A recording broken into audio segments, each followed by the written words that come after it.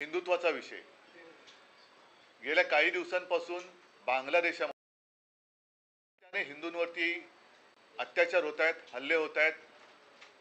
तुम्हाला सगळ्यांना कल्पना असेल, एक 2-3 महिन्यापूर्वी बांगलादेशचा क्रिकेट संघ आपल्या देशात आला होता, हिंदुस्थानात आला होता. तेव्हा आदित्यने सुद्धा हा मुद्दा उपस्थित केला होता की जर बांगलादेशामध्ये हिंदूंवरती अत्याचार होत असतील तर अशा देशाच्या क्रिकेट संघाबरोबर आपण क्रिकेट खेळणं किती योग्य आहे. साहजिकच आहे, त्याला सत्ताधारी पक्षाकडनं काही उत्तर मिळालेलं नाही, ते मिळणारच नव्हतं. आत्ता सुद्धा गेले काही दिवस मी पाहतोय, आज मी तुम्हाला सगळ्यांना बोलवण्याचं कारण एवढं आहे की सातत्याने हे हल्ले सुरूच आहेत. अगदी बांगलादेशामध्ये ही बातमी महाराष्ट्र टाइम्सची आहे, इस्कॉनचं केंद्र, इस्कॉनचं मंदिर जाळले तरी आपण गप्प आहोत.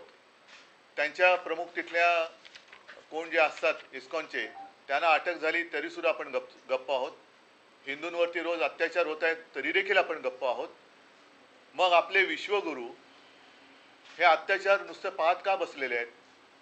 माझी पंतप्रधान नरेंद्र मोदीजींना विनंती आहे तमाम हिंदूंतर्फे की जसं आपण एका फोनवरती युक्रेनचं युद्ध थांबवलं होतं, तसंच बांगलादेशमध्ये जे काही हिंदूंवरती अत्याचार होत आहेत त्याबद्दल आपण काहीतरी भूमिका घ्यायला पाहिजे, पावलं उचलायला पाहिजेत. कारण इथे नुसतं बटेंगे कटेंगे फटेंगे वटेंगे असं करून काही उपयोग नाही आहे. जिथे काही नाही आहे तिकडे छाती फुगवून दाखवण्यात काही अर्थ नाही आहे. पण जिथे अत्याचार होत आहेत त्यांना आपली धमक दाखवण्याची आज गरज आहे. आणि त्याच्यासाठी आपण काय करणार आहोत? कारण काल आमच्या खासदारांनी माननीय पंतप्रधानांच्या भेटीची वेळ मागितली होती, पण त्यांना ती नाकारण्यात आली. कारण मी सांगितलं होतं की रितसर आपण जाऊन पंतप्रधानांना एक पत्र द्यावं आणि त्यांचे व्याप खूप आहेत, त्यांना खूप देशांमध्ये फिरायचं असतं, जगभर फिरायचं असतं, भाषणं द्यायची असतात. तर कदाचित त्यांच्या नजरेत बांगलादेशामध्ये होणारे हिंदूंवरचे अत्याचार लक्षात आले नसतील, जसं मणिपूरचे आलेले नाहीत. तसंच हिंदूंवरचे अत्याचार बांगलादेशात होत आहेत, मंदिर जाळलं जाते, आणखीन काय काय होते, संपूर्ण सगळ्या काय बातमी येत नाही आहेत. तर केंद्र सरकारने तात्काळ काय पावलं उचलणार आहेत हे स्पष्ट केलं पाहिजे.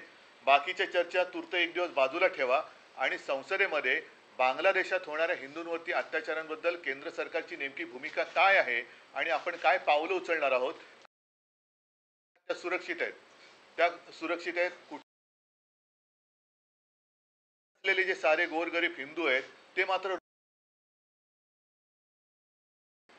हे त्यांनी सांगायला पाहिजे. आणि जसं बांगलादेशामध्ये इस्कॉनचं, मला खरं म्हणजे आश्चर्य वाटलं, संतापही आलाय की 2 बातम्या, कदाचित ही मंदिरं एवढी महत्त्वाची नसतील त्यांच्यासाठी, पण ही कालची बातमी आहे सकाळमधली. सिडकोचा डोळा, हे कुळांचे भूखंड कोणाला मिळणार? आता सध्या भूखंड कोणाला एकालाच मिळत आहेत, तर हा सुद्धा भूखंड जो आहे सिडकोचा, हा सुद्धा त्यांनाच जाणार आहे का? आणि मंदिराचा जो काही भूखंड आहे तो त्यांना जाणार आहे का? दुसरं सामनाची बातमी आहे, ही सुद्धा मोठी बातमी आहे.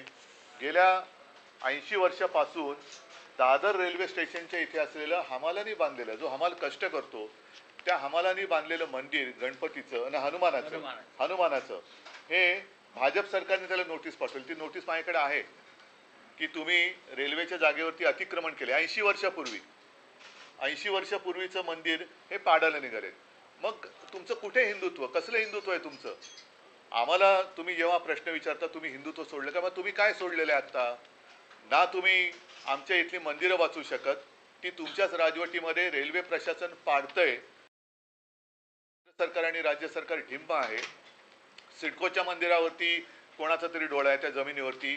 बांगलादेशामध्ये मंदिर जाळलं जाते, हिंदूंवरती अत्याचार होत आहे, तरीसुद्धा गप्प बसणाऱ्यांचं हिंदुत्व नेमकं त्याची व्याख्यान, त्याचा आकार उकार तरी काय आहे, हे मला एकदा त्यांच्याकडनं उत्तर मिळायला पाहिजे. म्हणून मी आज तुम्हाला सगळ्यांना बोलवलं. कारण त्यांना आम्ही रितसर भेटीची मागणी केली होती, ती त्यांनी दिली नाही. म्हणून नाईलाजाने मला आपल्या